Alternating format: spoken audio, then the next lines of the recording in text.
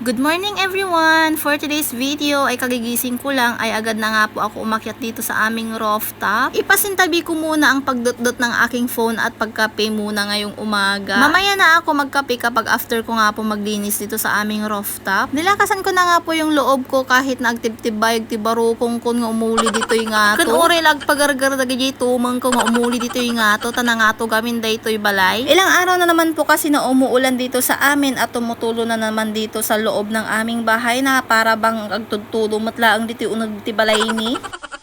Sinipag po talaga ako sa mga araw na to dahil nga po ako ay masikuran na nga sa pagtutulo ng mga tubig doon sa loob ng aming bahay. Ito nga po pala yung ginamit ko na flexible rubber band coating. Mag-spray din po sana ako sa mga butas-butas kaso na ibusmutan ay naapo nagpakpakaling utak pa'y kada nagpakpakainitan.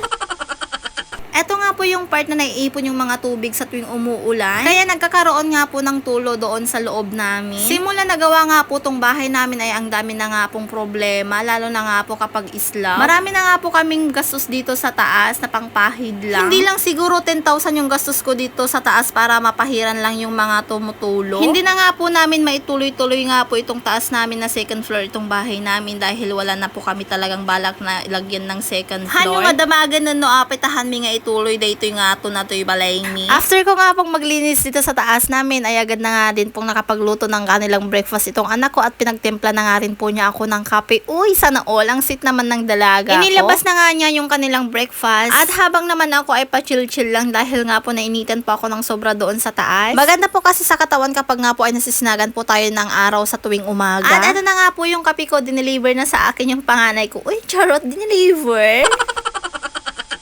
Habang nagkakape nga po pala ako dito ay nagkikwentuhan naman po kami ng aking mga anak at nagtatawanan. Para na po kaming magkakapatid kapag nga po kami ay nagbabandi. May dumaan nga pong nagtitinda ng galunggong dito sa amin ay agad naman po akong lumabas para tignan nga po yung kanyang paninda. Nagandahan naman po ako sa paninda ni kuya pero mas maganda yung bumibili. Ay, sana all maganda.